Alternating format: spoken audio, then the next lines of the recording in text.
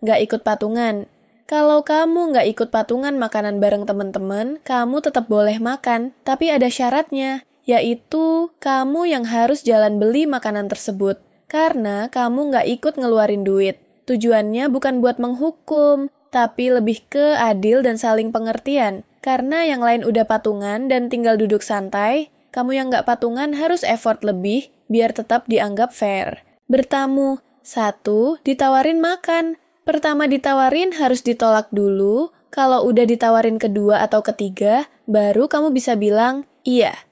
Ini kode bahwa kamu nggak rakus tapi sopan, alias malu tapi mau.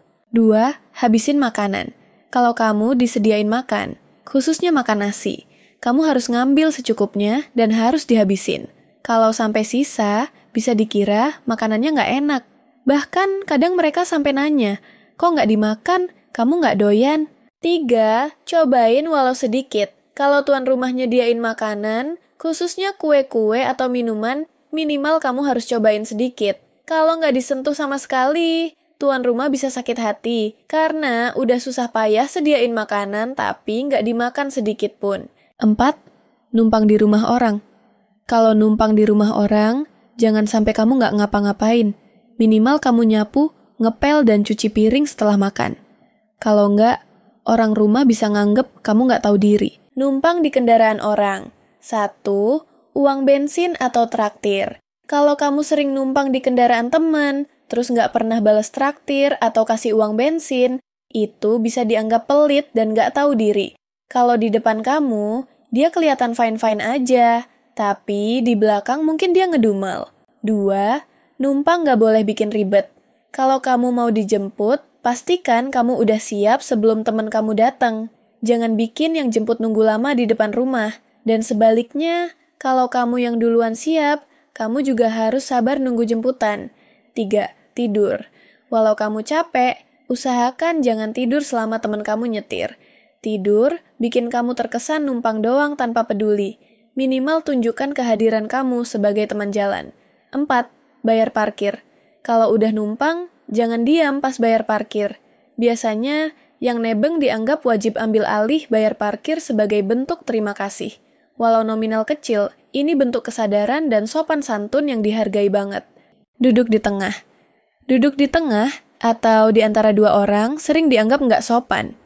Kadang posisi itu bikin ruang gerak sempit atau malah dianggap nyelip tanpa izin.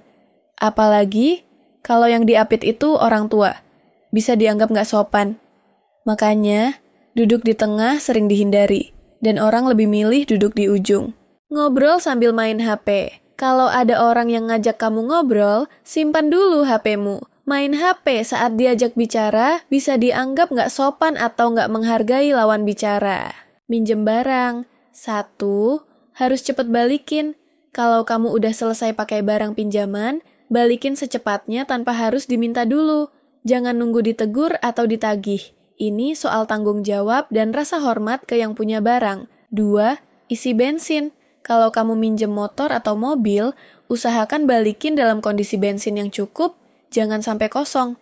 Ini kode etik nggak tertulis yang sangat dihargai. 3, balikin dalam keadaan bersih. Kalau kamu minjem kendaraan, usahakan balikin dalam kondisi bersih. Minimal dicuci dulu sebelum dikembalikan. Apalagi kalau selama kamu pakai jadi kotor atau kena hujan. Ini nunjukin kamu bukan cuma minjem, tapi juga jaga barang orang lain dengan baik. Ganggu orang makan. Kalau ada orang lagi makan, sebaiknya jangan diganggu dulu. Karena pada saat makan atau perut lapar, seseorang bisa sangat sensitif. Jadi, hindari ngajak ngobrol serius, nyuruh, atau minta bantuan. Ini bikin mereka nggak nyaman dan nggak nafsu makan. Pipis di urinal tengah. Kalau urinal kiri dan kanan lagi dipakai, urinal tengah itu sebenarnya zona merah. Daripada harus berdiri di tengah dua orang yang lagi fokus buang air, 99% cowok bakal pilih nunggu. Atau pura-pura main HP dulu. Karena pipis di tengah itu bikin suasana jadi super awkward. Orang lain jadi nggak nyaman. Dan kamu juga pasti ngerasa canggung sendiri. Nggak diajak. Kalau kamu nggak diajak, ya jangan minta ikut. Sekalipun kamu dekat sama mereka, menghargai keputusan orang lain buat memilih siapa yang mereka ajak itu penting. Maksain diri buat ikut cuma bikin situasi jadi canggung dan bisa bikin yang lain nggak nyaman. Makanan terakhir, kalau lagi makan bareng dan makanannya sisa satu, biasanya nggak ada yang mau ambil, dikasih makanan tetangga. Kalau kamu dikasih makanan sama tetangga, jangan balikin piring kosong, walaupun yang ngasih nggak minta. Ini udah jadi kebiasaan tak tertulis yang dihargai banyak orang di Indonesia. Biasanya, piring dibalikin dengan isian lain sebagai bentuk terima kasih dan penghormatan. Ada orang ditegur. Kalau ada orang yang sedang ditegur, entah itu oleh guru, atasan, atau orang yang lebih tua, sebaiknya kamu jangan menatap atau memperhatikan terus-menerus. Itu dianggap nggak sopan dan bisa bikin orang yang ditegur merasa makin malu. Lebih baik alihkan pandangan atau pura-pura sibuk, supaya situasinya nggak makin canggung dan orang yang ditegur merasa lebih nyaman. Negur orang di tempat umum. Kalau ada orang bikin salah atau kamu ingin negur teman, jangan langsung disemprot di tempat umum. Meskipun maksudmu baik, negur di depan orang banyak bisa bikin malu, sakit hati, atau bahkan konflik. Sebaiknya tahan dulu, cari waktu dan tempat yang lebih privat. Nasihat yang disampaikan empat mata biasanya lebih didengar, karena orang nggak merasa dipermalukan. Ditraktir teman. Kalau kamu ditraktir teman, usahakan untuk pesan menu yang paling murah atau minimal yang harganya wajar. Jangan langsung ambil yang paling mahal, apalagi tanpa tanya dulu. Itu bentuk rasa hormat dan tahu diri karena kamu sedang dibayarin. Orang tua tidak mengizinkan. Kalau orang tua tidak mengizinkan kamu pergi, sebaiknya jangan memaksa atau tetap nekat pergi diam-diam. Restu orang tua itu penting, dan larangan mereka biasanya datang dari rasa khawatir dan sayang. Dengerin orang curhat. Kalau ada yang lagi curhat, jangan langsung dipotong atau dibales dengan cerita versi kamu. Usahain tahan dulu, dan dengerin sampai selesai. Baru setelah itu, kalau memang nyambung, kamu boleh cerita balik atau kasih saran. Orang curhat itu cuma butuh didengerin, bukan dibandingin.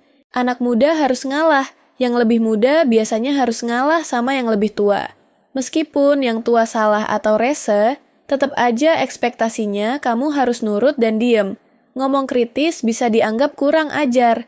Ini sering kejadian di lingkungan keluarga ayah patriarki dan di lingkungan kerja toksik yang mendewakan senioritas. Isi bensin. Kalau habis isi bensin, langsung majuin atau pinggirin dulu motornya. Jangan nutup tangki, ngitung kembalian dan masukin duit ke dompet. Itu semua bisa kamu lakuin setelah majuin motor sedikit ke depan agar yang antre di belakang bisa cepet-cepet maju.